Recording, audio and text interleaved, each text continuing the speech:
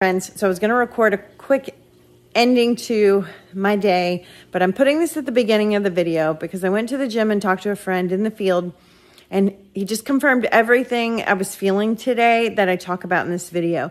So in the comments, a lot of people want to get political, or pro-organizations or anti-organizations, and let me tell you, none of that matters. I'm going to tell you what matters the most and what we should learn from this tragic event. He was in recovery, unfortunately, of the non-living. But he has family in dispatch. And he was telling me that during, the peak when most people needed help, when they were calling dispatch, there's no help to come. Not because they weren't coming, but because there just weren't any, they were out. Like everyone was gone helping. There just was too many tragic things happening at once that there were not enough people to come and help. So one, we have to be prepared to handle emergencies. We're not emergent care givers, most of us, and can handle those situations and save lives if it's if it's something super serious. But there are a lot of things we can do to prepare for emergencies where if no one's coming, we can handle a situation until they can come. So that's number one. I'll talk about how to do that in a future video, and I'm not an expert in there, so I can guide you to places, but just having some skills and some equipment, and knowing, I think people believe that if they call, they will always come, and it's not the case. The other was people were calling because they were hungry. Day 3, day 4, day 6, they hadn't eaten, they had no food. And in this video, I kind of share how that is what was really heavy on my heart today, that we have to be able to care for ourselves. Have a way to clean water, have food on hand, know how to prepare it, have a way to cook it. Those things are crucial because people were calling and the answer was, I'm sorry, that won't kill you. We can't help you with that. And it's true, they can't. They don't. Those responders and people out there with these helicopters should not, early on especially, the people out doing rescue, the helicopters, all of those who have the skills and equipment to go help people needed to be focused on helping save lives. There were people stranded in dire situations for days. I'm not going to tell you some of the stories, but there's so many stories, and some made it and some didn't. That's where the people needed to be, not feeding bellies. We can go a long, long time without food. We can't go as long without water, but fortunately here in the mountains, there is a lot of water. It's just not clean if you don't know how to clean it. But we've got to have these skills, friends. So I hope today's video just really helps. So I hope that's the point that comes across. Who cares about politics? Who cares about organizations? Find a way to get your home in order so that you're not caught in a situation like that. And then you can be a help to a neighbor who might not have heard this message, and so on and so forth. And the more of us that are prepared, the less tragic these events can become. And also, I said in the last video, they were dropping tanks. They're not tanks. Sorry, I'm not good with military lingo. The Army was here, and I guess it was their metal vehicles is what I meant. They weren't tanks with like guns on them. And I found out National Guard arrived in Burnsville, 20 of them, day 8. So they came a little bit earlier, or day 7, one of those. They came a little bit earlier over there. So I just wanted to clarify those things. In the next video coming up, I'm going to start talking about, I'm going to share with you guys days 1 through 5 and talk about the things we had prepared that really made all the difference in those first few days when we were kind of cut off from society and no power, no water, no cell, all of those things. And then in the future, I will start to talk more about these things so you have tools for your own home apothecary.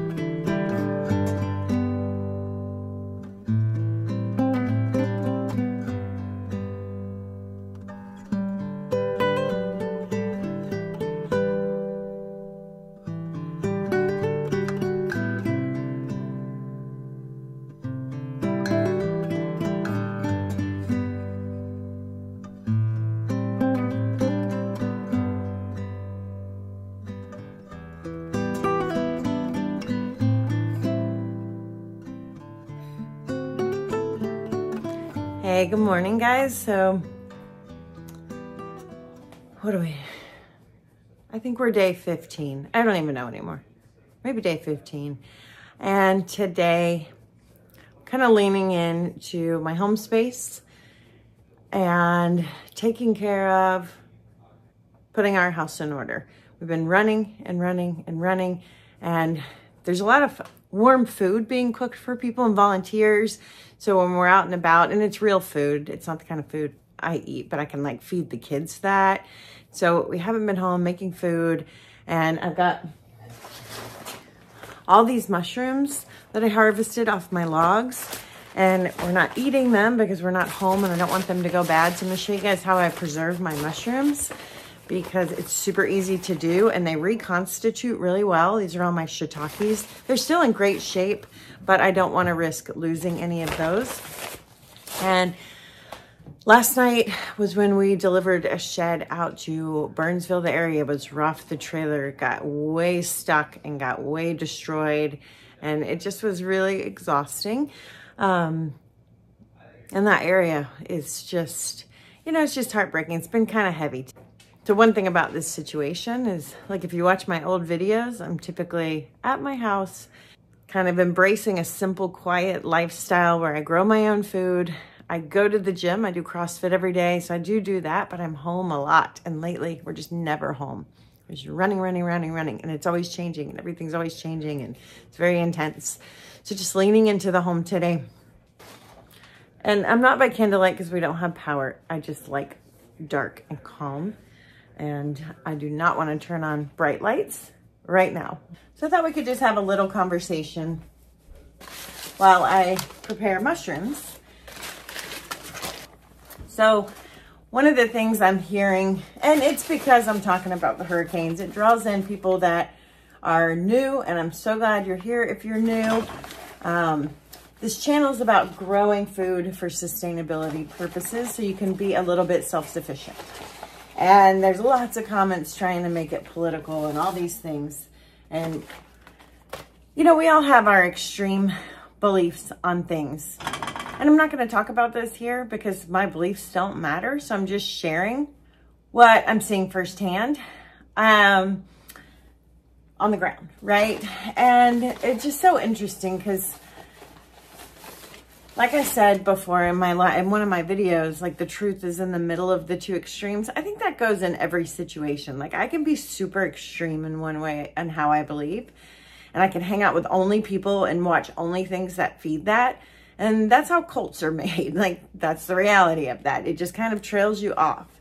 I love autonomy with people. I love that people believe different things, and I may not do life with someone who doesn't align and doesn't believe the same things I do. But when I listen and hear their perspective, it helps me to either get more grounded in what I believe, or it like pulls me more to that space of a middle. Like, oh, I can understand. I may not be on board with what they believe, but I can understand the pieces that they've been exposed to that are broken in our society and in our systems that have led them to believe that. Just like I can understand the pieces and the brokenness in our societies that have led me to believe the things that I believe. And it just creates balance, and that's what makes people interesting.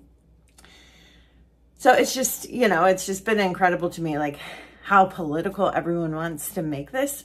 And so my message here, and this is what I hope really sets in for anybody, no matter what your political beliefs are. I'm not political at all. I actually think it's two sides of the same wicked coin, if you want to know my opinion. Isn't they beautiful? Again, which can be an extreme opinion, but that's kind of where I land. And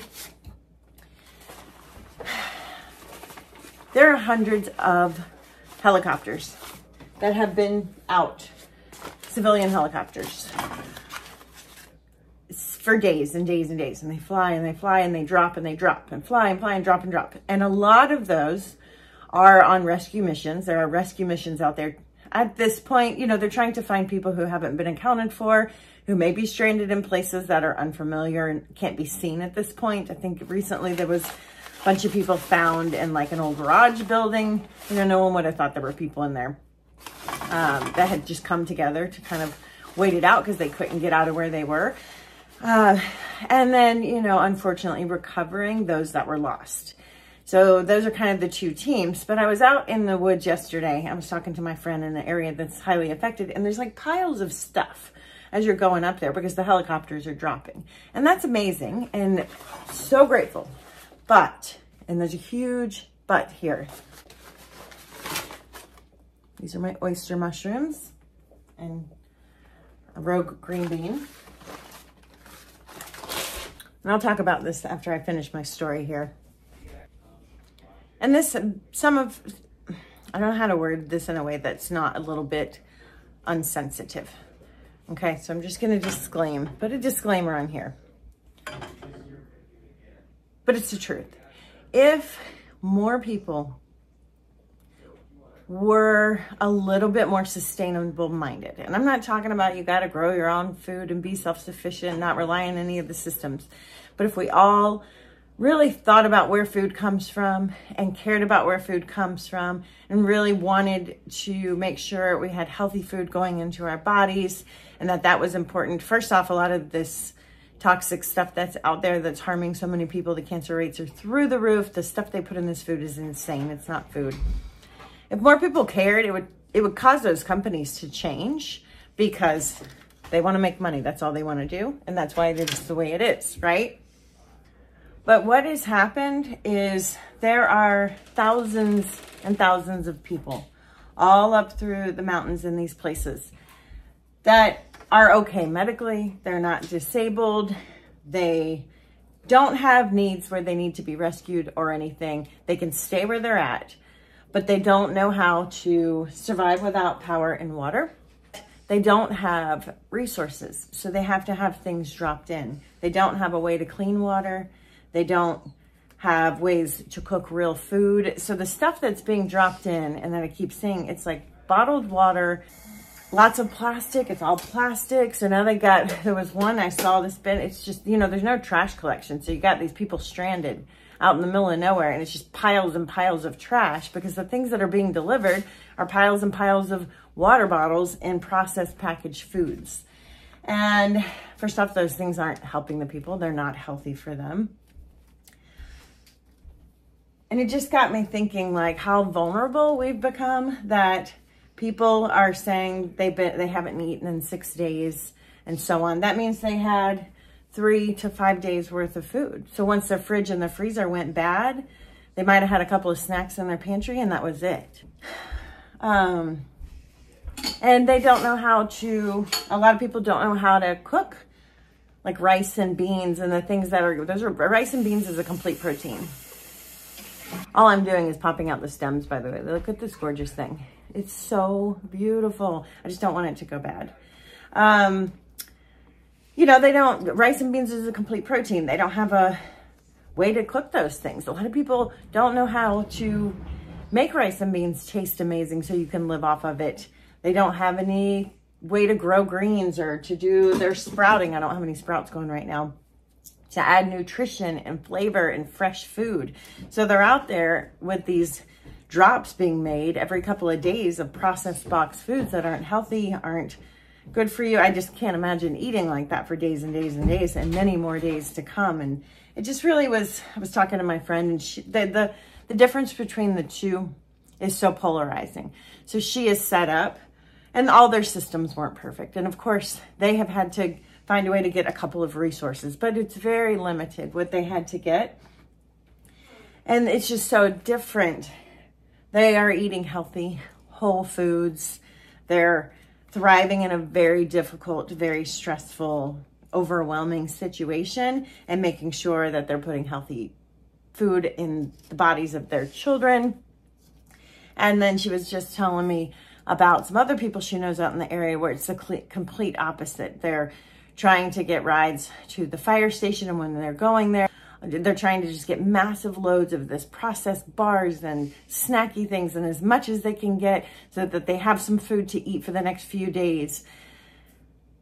And tons of water bottles and their trash cans overflowing. And it just is, it's heartbreaking, actually. It's heartbreaking how disconnected we've come from food. And so I guess that's my message here, and what I'm gonna ease back into sharing more and more, which is what I shared before. Like, how do you grow some of your own food wherever you're at? It doesn't matter if you're in the city. And let me tell you, the people in the city and the people in the mountains right now are the same. If they didn't prepare, they spend their days trying to gather crap food to sustain them and bottled water. And the people who did prepare have a way to purify water, are cooking nice, healthy meals, know how to eat real food in a crisis. They have the food to eat during this crisis. They aren't having to spend their days navigating through difficult situations to get places. Get your houses in order. If you can, just learn some skills, please. So that's my message. It's not political. Could care less about politics. What matters is that people lean into understanding how to eat, how to take care of themselves in a crisis. Otherwise, we're all in big trouble, like big trouble. Because what I've seen is just, it wouldn't take much to really destroy this country. I mean, you just take power away from more than just one area at a time. It would not take much, because people are disconnected from so many ways of caring for themselves. So that's what I'm going to be going back into, which is what I've always shared. Like, how do you take care of yourself? Can you take care of yourself with a natural home apothecary, food, whatever you can grow wherever you're at, and stock the things you can't. And then the other important part of that, there's a company out there, kind of preparedness minded, that's shipping out a bunch of food, and shipping out water filtration systems, which is amazing, and shipping out, he was saying, buckets of wheat berries. And I was talking to my friend last night, and I was like, we're going to have to find where those are, because no one's going to take them, because no one knows what to do with wheat berries in a crisis situation.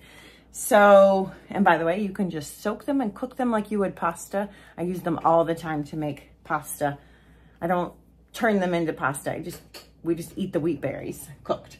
So I'm going to teach you guys skills. I hope you'll follow along, and you know that this just helps make you guys on the other end of this screen a little bit more resilient with the things I've learned over the years. I haven't learned everything. There are gaps that I plan to work on, skills I plan to work on over the next, few years to continue to get better at this. But I will share with you what I have learned so far and try to make it as simple as possible. So what we're doing right here is dehydrating. And I will share a dehydrator because I know you guys are going to want to know. This one, I'll put the link to this one below. I forget what it's called. It's very affordable. If your budget is under $100, this is the one, because it'll dehydrate your food on a raw food setting, which is important because you want to keep the enzymes intact with your food.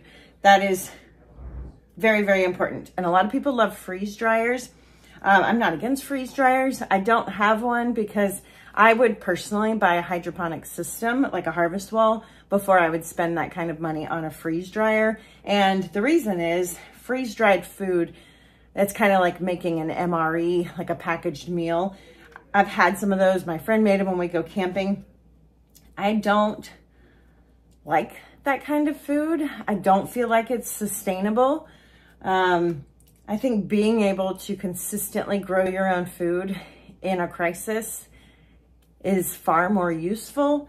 And just for me personally, I would not want to be sitting here eating MREs. If I was someone in the mountains, of course I'd be grateful if I had those, right? And that is a way to be sustaining.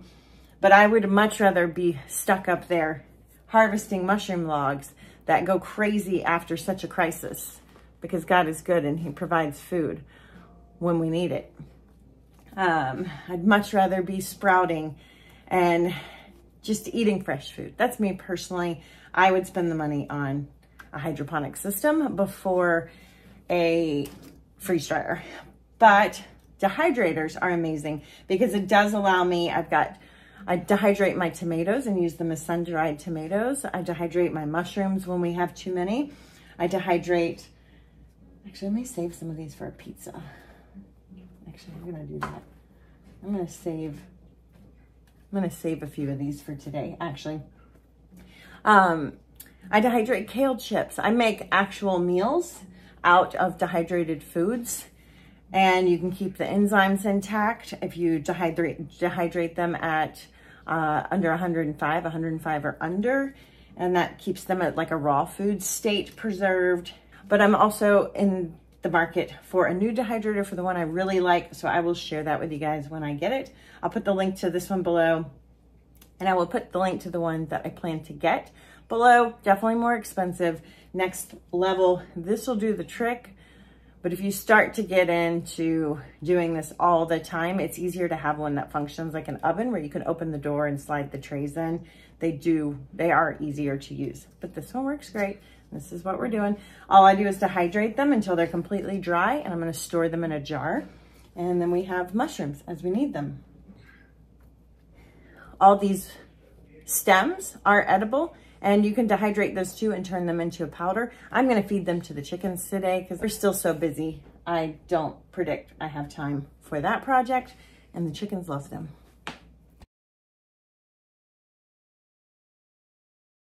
I believe you can grow a lot of food in any space. I've proven that concept on our property. We do have land, but I grow on my driveway and in my house, and I use these creative systems, and I grow a ton of food, friends. So much food. But it's kind of overwhelming here. With the flood, we ended up with all sorts of things that don't typically belong in this building. I need to get some starts going. So what I do when it's a lot, and why I say simple, sustainable systems, I used to garden at a large scale, been a gardener for over 20 years, and I get super overwhelmed pretty easily, and then systems start to fall apart. So what I've done is created these little microsystems, and so I can manage each little microsystem, and then it feels like we're accomplishing things, and we are. We're growing a ton of food, and I don't have to worry about the big picture. I can just focus on these little systems. Now I have a lot of little systems, but I can still say, like, today I'm going to focus on this little part instead of getting overwhelmed. So we're going to chip away at some things. First being, I need to add nutrients to my 2 home towers. So let me show you what that looks like. I'm also doing a lot of food prep inside, and I'll show you how we use a lot of this food, because I know that is also a skill that a lot of people need to learn as well. I had to learn it myself. I had to learn, how do you eat an abundance of things like arugula and all these superfoods, and mushrooms. Mushrooms a big one. All right, let's dive in. All right, so one of the main ways I grow food is using aeroponic tower gardens, and I have an affiliate link below. Thank you for using anything I mention in my videos. I have links below, and thank you for using those. They help support the channel. I also have a lot of resources for you, and I actually have a membership site. I keep the price super low, $7.99. All my courses are in there. That is designed to organize educational information because it's not easy to do that on social media platforms. On these social media platforms, information gets super lost and just really hard to navigate. I also get really lengthy questions when people are trying to start something new and you're brand new at it, whether it's sprouting, fermenting, growing some greens in a raised bed. I use Vigo raised beds, or growing on a tower. Those questions aren't easy to answer through YouTube comments. The membership community, I go live once a week, and it gives us a place to have those conversations. It used to be about aeroponic tower gardening specific, but I'm changing it to just all the different ways. Growing the food, eating the food, just because this experience in Western North Carolina has made me realize the need for a multitude of skills. And everybody's gonna be at different levels. And so you may not be ready for a tower or something expensive like the hydroponic wall, the harvest wall, but you want to start sprouting. And so I don't want to exclude people from taking charge of growing some of their own food and having some sustainability. I'm also going to talk about storing up food and how to eat real foods and how to eat the foods you store, all of that. So I'm going to be changing that over very, very soon.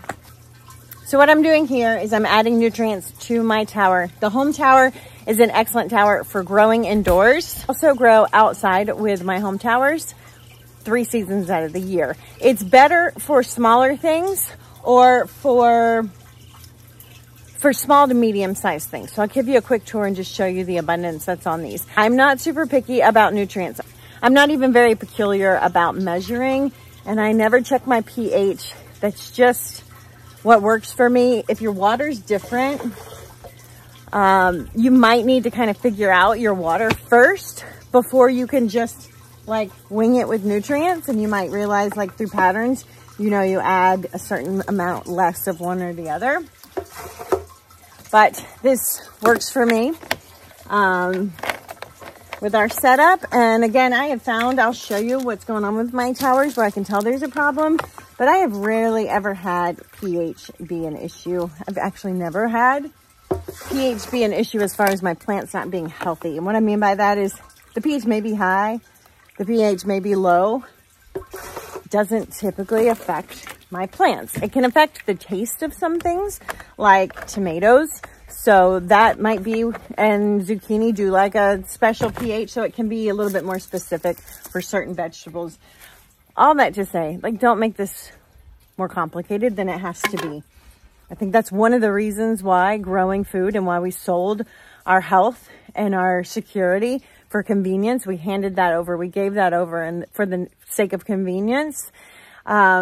And now it's being taken advantage of with all these chemicals and toxins and cheap foods that they're feeding us through, all in the name of convenience. And it's because this stuff is made to believe that it's super overwhelming and that you can't do it, and you can. Trust me. Don't fuss over them. They don't need that much fussing. Just start growing. We learned gardening is about learning through mistakes. So let me take you on a tour of this. I got this. I'm going to add water.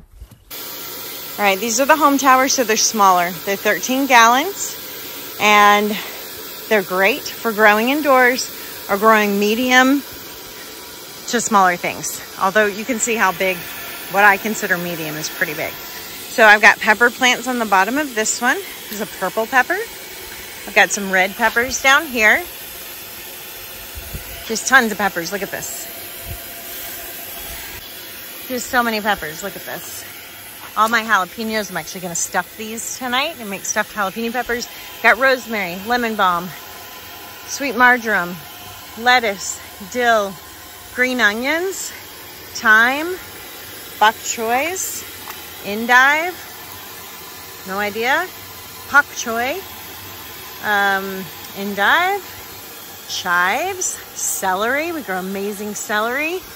And then this repeats along the back. There's just tons and tons of food on here to replace the grocery store. This is my produce aisle. On this one, I have baby cauliflower. These are designed not to get big. They get about this big when ready, which allows us food fast. They grow super quick, where regular cauliflower grows real slow. So I've got a bunch of those, and a bunch of those, like 3 or 4, make a full head of cauliflower. These are all collards. And what's going on with these, and you can see I eat off of these as we need them. But what's going on with these, when you see this pail with the green vining, that is a nutrient deficiency. So this is not a pH issue. If I tested my pH, it could say it's totally fine, or it could be off the charts. I don't really know. But this is a nutrient issue. This happened during the hurricane when this tower got excess water in it from the rain, and it just threw the nutrients off. I waited till the tank was almost empty, and now I'm refilling it, giving it nutrients. That'll fix the problem. They will be perfect in a couple of days. You can still eat them like this, but we want to get them back to healthy. Not a big deal. They go right back to normal. There's more cauliflower. Grow turnips on here. Look at this gorgeous turnip. We grow something that didn't make it right here. Sometimes things die, so I always have new starts ready to go. And we're gonna put some cilantro in its place. My starts don't look all that amazing because of the hurricane, and just life has been so busy, but look at that. Now we have more food growing. Boom, that's what we do. Look at these beautiful turnips up here. There's beets. You can grow beets on your tower. They don't get super big. That one's actually jammed up. So you got to keep them out of the grow port, but they do amazing. Parsley, arugula. This is chijimusai, one of the healthiest greens you can consume. So much better for you than spinach. Yeah. And I talk about interval planting. I have a course in my membership site, what that looks like, because that's important to making sure you have food all the time. But that's it. This tower's done. I'm going to check the tower that had the peppers on it. And then I'm going to go inside and rest a little bit and prep some food because I'm really tired from this very emotional, very long situation we're in here. And this is how I manage a lot of food growing without it feeling overwhelming. We just did that together. That literally took what? I can look on my timestamp. 7 minutes. Okay, this one we can go ahead and fill up. The water's empty. So now we're gonna have 2 tanks turned over in under 10 minutes. All right, we're filling up. We got our nutrients. This one's super cool. Okay, this is a closer look up of that baby cauliflower. This one's still pretty tight head, so it'll get a little bit bigger, but you can see they're small, but they grow fast, which is key. And they're also not gigantic. Cauliflower can be massive, like way bigger than this on a tower. These are quick and they're small, and the leaves are small and they're super tasty. They're one of my favorite greens to make wraps with. I actually make Baja tacos. I have a reel on that. I'll link it below, where I take the cauliflower and the leaves and make a meal out of that, and they're so good. So yeah, I love these. It's just called baby cauliflower. And I know you guys are gonna ask for seeds, and I found mine at Totally Tomato, but that does not mean they will be there. So you can look up baby cauliflower. It's a hybrid, and they're great. Seed companies change all the time. If you like a specific thing, a company may have it one year and then they don't get it sourced the next. So you have to just kind of dig around. Just don't buy at big box stores. Big box store seeds are a no-no. So we have this zucchini. It's cold. These aren't gonna get very big. I'm surprised I even got one. There's some turnips on here. There's some peas. So many amazing greens. Look at all these.